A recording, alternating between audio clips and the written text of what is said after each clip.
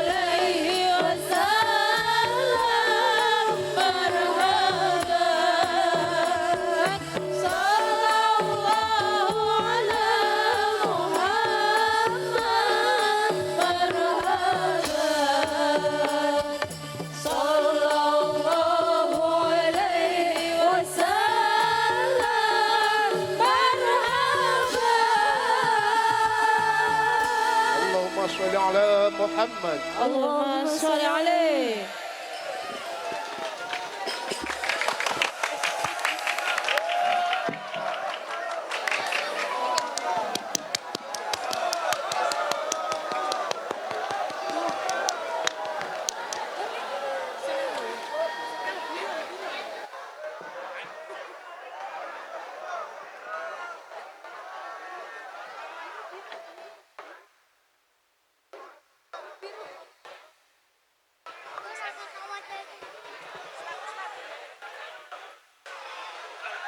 Langsung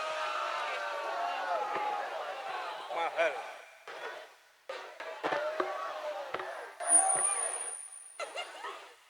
Assalamualaikum warahmatullahi wabarakatuh.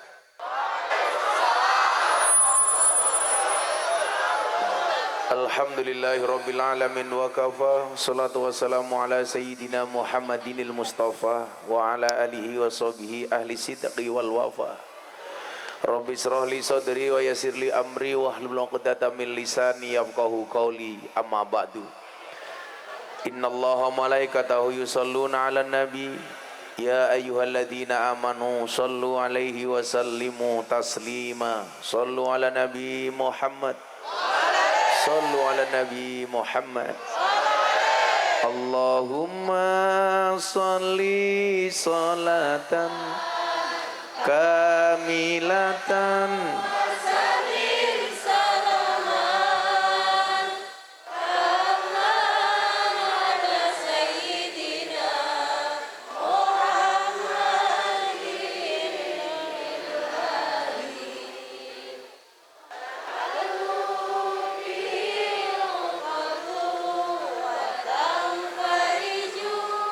bil kurabu wa tuqada bil hawaiju wa tunalu bihi raghaibu wa husnul khawatimi wa yustasqal ghamamu biwajhil karim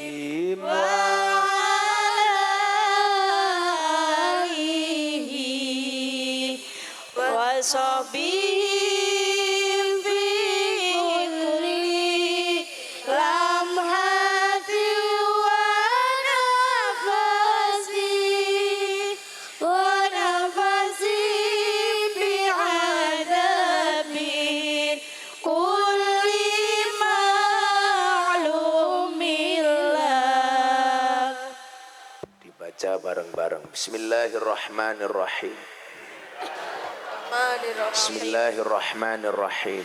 Bismillahirrahmanirrahim. Allahumma Allahumma hawalaina hawalaina wala alaina. wala alaina Allahumma Allahumma hawalaina nawa alaina wala alaina. wa ala alaina Allahumma Allahumma hawalaina wala alaina. wa ala alaina. Al-Fatihah.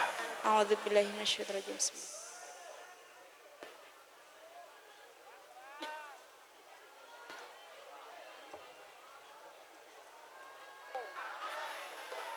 Hadratal muhtaramin, para masyayikh, para kiai, para habaib, alim ulama, tokoh agama, tokoh masyarakat, para sepuh mini sepuh yang saya muliakan, para pejabat yang berkenan hadir dalam semua tingkatannya yang saya hormati, segenap panitia pengajian dalam rangka pengajian umum Karanggowoh Karanggongso dalam rangka memperingati Isra Mi'raj Nabi Muhammad sallallahu alaihi wasallam sekaligus wisuda santri purna Quran bin Nadhar PPQ An-Nahdiyah Al-Amin dengan tema hidupkan jiwa Qurani, siap bijak hadapi medsos dan era digitalisasi yang bertempat di Karanggongso, Kecamatan Desa Tasik Madu, Kecamatan Watulimo. Sing papat teng pundi? Kecamatan Watu Limo, Kabupaten Trenggalek. Bapak Ibu warga masyarakat Trenggalek rahimakumullah. Makan gaplek, minumnya susu. Hai orang Trenggalek, I love you. Saya tadi naik dari bawah habis buka puasa. Panitia bilang paling cuma 30 menit, kok 1 jam nggak sampai-sampai. Ternyata begitu banyak jalan yang berlubang. Itulah bedanya Trenggalek dengan Jakarta. Kalau Trenggalek banyak jalan berlubang, Jakarta banyak lubang berjalan. Maka disyukuri, alhamdulillah Pak Wakil Bupati juga hadir. Pulang dari sini insya Allah jalan ke arah Kabupaten Trenggalek dari Watu Limo insya Allah diperbaiki, amin. Tapi ternyata walaupun hujan turun rintik-rintik, tidak menyurutkan langkah kaki kita. Ini semuanya atas nama cinta. Cinta itu seperti air hujan. Kamu bisa merasakannya, tapi kamu tidak bisa menghentikannya. Maka saya yakin cinta, mohon maaf, maka saya yakin hujan itu turun bukan jatuh. Karena yang jatuh aku, jatuh hati sama kamu. Maka yang bersabar di sini duduk, bahkan ada yang tidak menggunakan tikar. Saya doakan, mudah-mudahan pulang pengajian little body, sini tiga telah kelebon wedi. Rasa sayang malam hari ini insya Allah, rasa sayang yang mendalam bagaikan hujan yang turun di malam hari. Ia datang meski tak menjanjikan pelangi. Mudah-mudahan yang hadir malam hari ini semua yang sakit disembuhkan. Semua yang sempit dilapangkan, yang susah dibahagiakan, yang sedih disenangkan, yang berhajat dikabulkan, dan yang jomblo segera dijodohkan. Amin Allahumma amin. Mumpung ini hujan, hujan itu pintu langit dibuka, doa mustajabah. Maka begitu hujan seperti ini, nggak usah kamu tutupi dengan payung, hujan itu rahmat. Jadi kalau kamu tutupi dengan payung berarti kamu menolak rahmat. Dan saya yakin mereka yang pakai payung bukan karena takut air hujan, tapi karena takut bedaknya luntur. Sok gaya. Coba Gus Zaki lihat dari sini, masalah ibu-ibu, subhanallah alisnya nganti kaya galengan kabeh. Makanya kalau nggak pakai payung nanti alisnya blobor, menjijikkan. Bapak Ibu yang saya muliakan, disebutkan man arada ayyatakallama ma'allah falyaqra'il Qur'an. Barang siapa yang menghendaki bercakap-cakap dengan Allah, hendaknya dia membaca Al-Qur'an. Ini mengisyaratkan apa? Bahwa orang kalau pengen komunikasi dengan Allah itu ternyata gampang, cukup dengan membaca Al-Quran. Begitu Anda membaca Al-Quran, itu artinya Anda takallum ma'allah, itu artinya Anda bercakap-cakap dengan Allah. Disitulah kenapa orang belajar Al-Quran itu merupakan umat terbaik atau golongan terbaik. Khairukum man ta'allamal Quran wa 'allamah. Sebaik-baik kalian adalah orang yang belajar Al-Quran dan mengamalkannya. Maka saya ingat betul dulu anak saya usia 5 tahun, sama istri saya mau dimasukkan ke TK. Istri saya bilang sama saya, Beb, saya jawab, iya say, gitu kan. Karena saya sama istri itu sangat romantis. Bukan pencitraan, tapi memang faktanya demikian. Karena saya, pret matamu, pret nih loh. Bosok cangkeme. Masa aku romantis karo bojoku pret. Sorry ya Mas, saya punya prinsip. Lelaki terbaik bukan yang datang dengan segala mohon maaf, lelaki yang hebat bukan yang mencintai banyak wanita, tetapi mencintai satu wanita dengan banyak cara. Makanya saya mendatangi istri saya dengan banyak cara. Rasa melu-melu, ora paham. Bapak Ibu yang saya muliakan, anak saya mau masuk TK waktu itu, umur 5 tahun. Anak mau saya masukkan TK bah, saya bilang, nggak usah. nanti dulu. Loh, kalau nggak masuk TK gimana, Mbah? Kamu ajari dulu Al-Quran, dia bisa baca Al-Quran dengan baik baru masuk TK. Istri saya tanya, alasannya kenapa, Mbah? Saya nggak malu kalau anak saya telat membaca huruf alfabet, tapi saya malu kalau anak saya telat membaca Al-Quran. Karena saya punya prinsip, kalau seandainya saat itu saya mati, besok yang dihisap oleh Allah kepada saya itu adalah Qurannya, bukan matematikanya. Tapi lucunya apa? Orang tua hari ini malu kalau anaknya tidak bisa matematika, tapi tidak pernah malu ketika anaknya tidak bisa membaca Al-Quran. Maka saat itu apa? Anak saya masuk, baca Quran dulu baru masuk TK. Saya nggak ada urusan. Dan alhamdulillah, apa konsekuensinya? Anak saya seneng ngaji walaupun nggak seneng dengan matematika. Karena sama, saya juga dari dulu nggak suka matematika, tapi pinter cari duit. Untuk apa pinter matematika tapi nggak bisa pinter cari duit? Makanya saya tadi begitu naik panggung panitianya langsung bilang, Bah, nanti ada kotak infak berjalan. Saya bilang, kamu nggak usah minta, saya tahu wong wajahmu kayak kotak infak. Saya bilang. Akhirnya bener, Mas, anak saya begitu bisa baca Quran baru masuk sekolah. Dan alhamdulillah belas gak seneng matematika, persis seperti saya. Namanya saja matematika, makin tenanan makin tidak karu-karuan. Lah yang lucu kelas 3 naik kelas 4, Pak. Baca Quran sudah hatam, tapi matematika soal 10 salah semua, gak ada satupun yang benar. Gurunya bingung, mau dimarahin anak kiai kan gak mungkin gitu loh.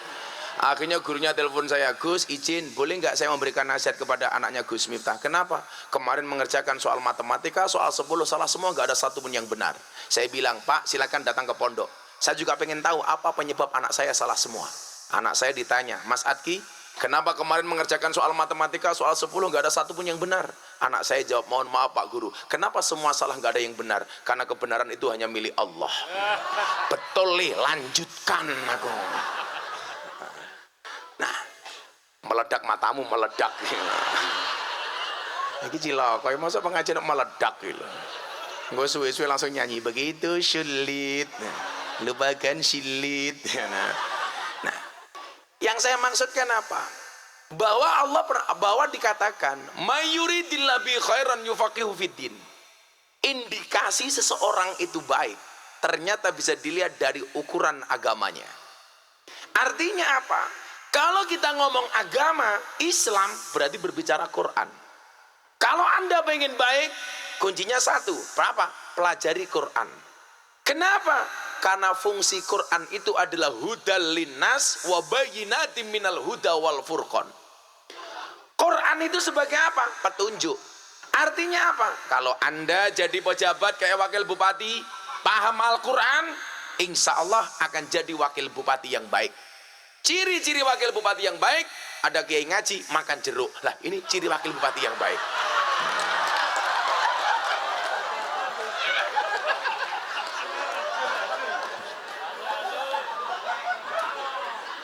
Langsung Pak Wabub berhenti makan, saudara-saudara. Dilanjut Pak Wabub, nggak apa-apa. Mbak-mbak yang berbaju hijau, kamu tahu apa bedanya jeruk sama kamu? Jeruk mengandung vitamin C, kamu mengandung anakku. Iya, kayak gitu.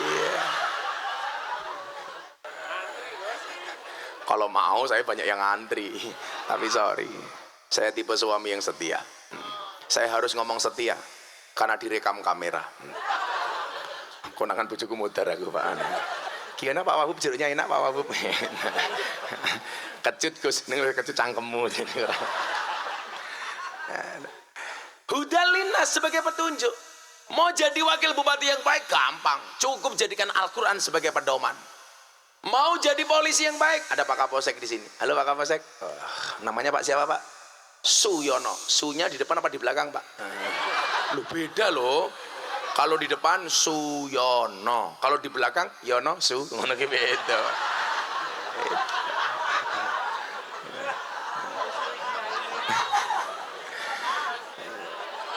Seneng loh kalau saya, kenapa Pak Babu? Oh iya Pak Lurah iki. Oh iki Lurah toh. Pantes. Rupamu kaya BLT Pak Lurah. Pak Lurah kemarin demo ke Jakarta Pak Lurah. Ikut demo. Kurang gawean Pak Lurah. Masa jabatan sudah 6 tahun 3 periode, berarti 18 tahun menjabat, masih pengen masa perpanjangan menjadi 9 tahun. Alasannya apa Pak Lurah? Supaya mengurangi konflik horizontal sesama penduduk masyarakat. Alah dobos. Kenapa lurah-lurah minta perpanjangan masa jabatan dari 6 tahun menjadi 9 tahun? Alasannya satu, mergo modale urung balik. Kayak gitu. Rasa neko-neko Pak Lurah, Pak Lurah. Sabar, Pak. Pak Lurah mulai bisik-bisik sama Pak Wabub. Kiai ini dancuk.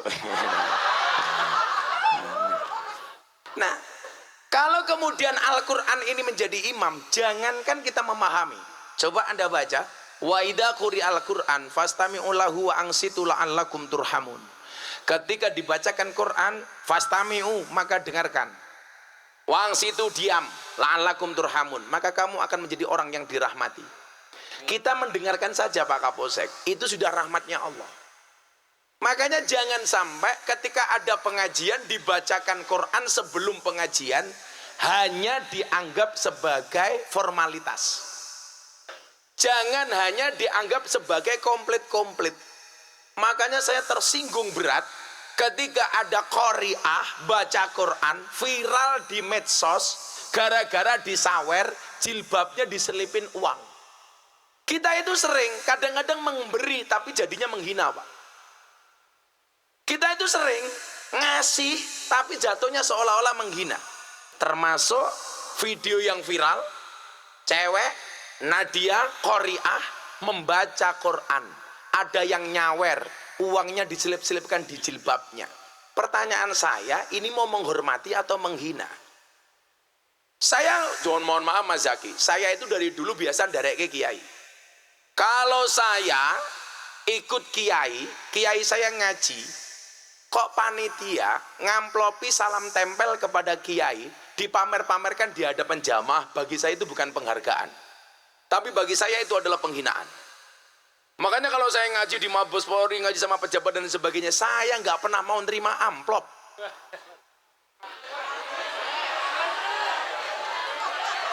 Cukup ditransfer.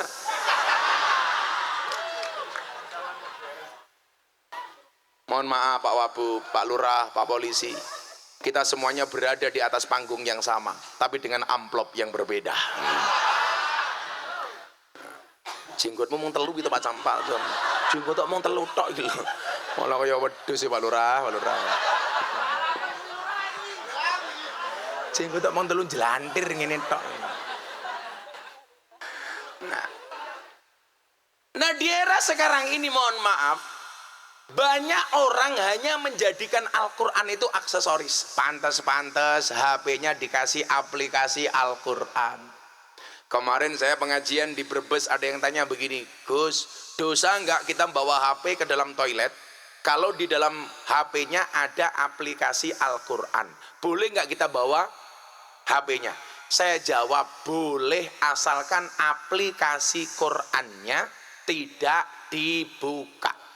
Kalau hanya gara-gara aplikasi Quran nggak boleh bawa toilet nggak boleh bawa HP ke toilet, berarti para penghafal Quran itu tidak boleh masuk toilet. Tak modar weh, ayo. Ngising mau dimpetok. Nah, sekarang sebaliknya, kalau HP ada Al-Qurannya dilarang masuk bawa ke toilet, bagaimana HP yang ada aplikasi bokepnya? Boleh nggak dibawa masuk ke dalam masjid? Darah kowe, ayo kowe. Ayo, apa meneh bojone Hafidah umpamane Pak Lurah. Ora oleh gawa ning toilet, berarti bojomu ora oleh ditumpaki. Modar kowe ya kowe. Akhirnya Pak Lurah nyanyi lagu Gus Miftah sing anyar. Saben malam jemuah bojoku angel digugah. Saben malam jemuah bojoku angel digugah. Aku rata dibagai, terus aku budal patroli. Banjur metu bengi, gugah rondo etan kali. Iya kayak gitu. Di bocah sing iki. Pak Lurah jenenge sama Pak Lurah? Handoyo. Oh jenenge Handoyo. Han. Kita doakan ya Pak Lurah panjang umur ya. Jadi orang sedunia mati Pak Lurah hidup sendiri. Amin. Bojone Pak Lurah sing ndi? Oh kae. Sing lanang elek kok sing wedok wahyu iki kepiye iki wah. Bahaya iki Pak Wabub. Kata impian dirabi pas khilaf iki kita. Jadi insyaallah besok Pak Lurah masuk surga karena bersyukur. Kenapa? Karena punya istri cantik. Tapi istrinya masuk surga karena bersabar. Karena dibujuk rupane kaya ngene ya. Mohon bersabar Pak Lurah. Shallu ala Nabi Muhammad. Nah, hari ini banyak orang menjadikan Quran hanya sebagai formalitas. Kayak nih HP ini dikai aplikasi tapi nggak pernah dibuka. Pantes-pantese ono Qur'ane. Maka yang aku ke HP-nya ada aplikasi Quran, saya doakan masuk surga. Amin. HP nih. Nah ini kalau ngomong fikih ya, coba guyon. Ada doa masuk toilet, ada doa keluar toilet. Betul? Doa masuk toilet, saya mau tanya, baca doa dulu baru masuk toilet atau masuk toilet dulu baru membaca doa? Yang benar apa? Membaca dulu baru masuk. Pertanyaan berikutnya, doa keluar toilet, membaca doa dulu baru keluar atau keluar toilet dulu baru membaca? Keluar dulu baru membaca. Ayo kita lihat. Kalau doa masuk toilet membaca dulu baru masuk, kenapa ketika keluar toilet kok keluar dulu baru membaca? Kok goblok kowe? Hayo kowe. Itu namanya doa di luar toilet. Yang namanya doa keluar toilet berarti apa? Membaca dulu baru keluar. Kan di dalam toilet WC nggak boleh baca doa Gus, sing kondo sopo. Yang nggak boleh itu berlebih-lebihan. Kalau sesuai dengan proporsinya boleh. Contoh kamu kepleset, innalillahi, boleh apa enggak di toilet? Boleh. Yang enggak boleh itu kamu kepleset, membaca berlebih-lebihan. Alladzina idza asobathum musibah qalu innalillahi wa inna ilaihi rajiun. Itu namanya berlebih-lebihan. Ayo. Kowe ning jero kamar mandi, ning jero WC, ana bledek, der gitu. Umpamane boleh nggak kamu baca subhanallah, tasbih? Boleh, der, subhanallah. Yang nggak boleh itu berlebih-lebihan, der, subhanallah, walhamdulillah, wala ilaha illallah, Allahu akbar. Iso disambar bledek cangkemmu lah ngono carane. Malah kayak sa'i itu. Yang nggak boleh itu berlebih-lebihannya, bro, gitu loh. Ayo. Jadi itu kita sering salah persepsi, Pak. Umpamanya yang berlebih-lebihan umpamanya Mbak itu, Mbak grupnya apa namanya ini? Al-Hidayah, lemu-lemune ya Allah. Kalau sahabat kok bokong kabeh to yuk. Berlebih-lebihan itu apa? Umpamanya mau tampil bersama Pak Wabub. Orang ngapal sholawat, ngapalke sholawat ning jero WC lah itu nggak boleh, namanya berlebihan. Mosok ning jero WC karo ngising ya Rasulullah. Oh, lah itu nggak boleh. Ya Habibullah. Oh, Tapi ada loh Mas Zaki yang sebenarnya bukan sholawat, hanya qasidah Arab, tetapi nggak pantas dibaca di WC Pak Wabub. Masih ingat lagu menghormati guru? Man ana. Man ana itu bukan sholawat, tapi nggak pantas kalau dibaca di WC. Itu kan lagu takriman wa ta'dziman wa mahabbatan kepada guru. Jadi walaupun dia bukan sholawat, itu nggak boleh kamu baca di WC, nggak pantas, karena kamu menghormati gurumu. Masa karo ngising kok man ana. Man ana, man ana, man ana laula cerot lah, nggak boleh gitu. Jadi membaca doa di WC itu boleh asalkan sesuai dengan proporsinya.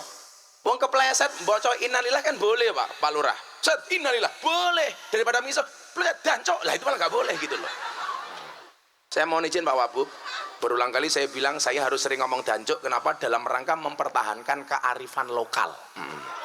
Jangan sampai dancok diklaim sebagai milik Malaysia, padahal itu milik Ponorogo.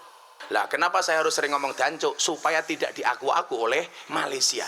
Karena Malaysia sukanya ngaku-ngaku. Reog Malaysia, keris Malaysia, wayang Malaysia, terakhir batik Malaysia. Lah kalau orang Indonesia sudah tidak fasih ngomong dancuk, jangan-jangan besok dancuk diaku sebagai milik Malaysia. Kan dancuk. Kurasa melu-melu ngomong dancuk ora pantes. Ora fasih. Kalau Gus Miftah ngomong dancuk fasih karena tahu ilmu tajwid. Jadi panjang pendeknya pas. Bahkan saya kadang-kadang ngomong dancuk pakai kol-kolah dan ikhfa. Dancuk ngono kuwi. Nanti kalau belajar rumah. Pak Lurah pengen fasih, nanti datang ke pondok saya. Shallu ala Nabi Muhammad. Nah, jangan kemudian kita menjadikan Al-Quran sebagai formalitas. Hidup kita itu sudah penuh dengan formalitas. Bacaan Quran untuk pengajian dianggap formalitas. Maka ketika Quran dibacakan tidak fastami'u, tidak didengarkan. Ada orang mati meninggal dunia bacakan Quran, tapi faktanya apa Pak? Apakah didengarkan? Tidak. Ada orang mati dibacakan ayat-ayat tentang kematian. Ternyata yang layat juga tidak mendengarkan, malah ngerasani sing mati. Sopo sing mati kayak lurai. Oh, lurai sing jenenge Handoyo kuwi itu. Sing jenggote telu. Kamu dibacakan Quran supaya hatimu menjadi lunak. Karena ciri orang iman yang baik itu siapa? Yang hatinya lunak. Idza dzukirallah wajilat qulubuhum. Orang yang ketika disebutkan nama Allah bergetarlah hatinya, termasuk ayat-ayatnya. Ketika dibacakan Quran seharusnya apa? Hatinya ini menjadi lunak. Kalau hatinya bergetar, matanya menangis. Saya punya fakta. Saya dulu ngimami sholat anak-anak di lokalisasi. Mereka mendengarkan bacaan Quran, menangis. Saya sholat, mereka makmum. Begitu setelah Fatihah saya baca surat, mereka nangis. Rakaat kedua, saya sebagai imam ikut-ikutan menangis. Apakah saya menangis karena ingat dosa? Oh, tidak. Kenapa saya menangis? Saya gengsi, lonte nangis, masa saya tidak? Melu nangis aku bro. Kalau Pak Lurah juga melu nangis, mereka ditagih kon bayar. Baru lonte.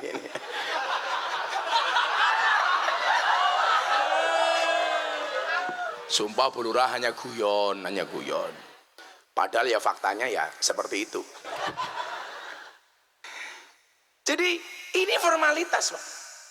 Ada acara keagamaan di kantor-kantor Pak Wabu, biasanya Pak dibacakan Quran. Kenapa Mas? Tolong yang di depan duduk Mas, ingat wajahku lebih menarik daripada bokongmu. Sehingga apa? Ketika kita berbicara Quran, ini menjadi momentum. Apakah kita sudah adil dengan Quran? Apa sih konsep adil itu? Wada'u syai'in fi mahallih. Menempatkan segala sesuatu sesuai dengan proporsinya. Jadi mohon maaf Pak Kapolsek, Pak Suyono. Kasusnya sama. Orangnya berbeda. Maka konsekuensi hukumnya berbeda. Contoh kasus umpamanya antara Sambo, Putri Candrawati, Kuat Ma'ruf, Ricky Rizal, Eliezer. Kasusnya sama soal penembakan Joshua. Kalau kemudian vonisnya ini sama antara Sambo dengan Eliezer, tentunya ini bukan sebuah keadilan. Maka ingat, adil itu tidak harus sama. Contoh kasus, Bapak Ibu punya anak 4. Yang pertama kuliah, yang kedua SMA, SMP, SD. Apakah kalau sama itu uang sakunya harus sama? Apakah itu namanya adil? Tentunya tidak. Karena ukuran adil itu tidak harus sama. Maka mohon maaf, kamu boleh menikah lebih dari 1, syaratnya adalah adil. Lah kenapa saya nggak berani menikah lebih dari 1? Karena saya belum menemukan konsep keadilan suami istri. Apakah ketika saya punya istri 2, istri pertama saya jatah 50 juta, istri kedua 50 juta itu dibilang adil? Oh tidak. Di mana tidak adilnya?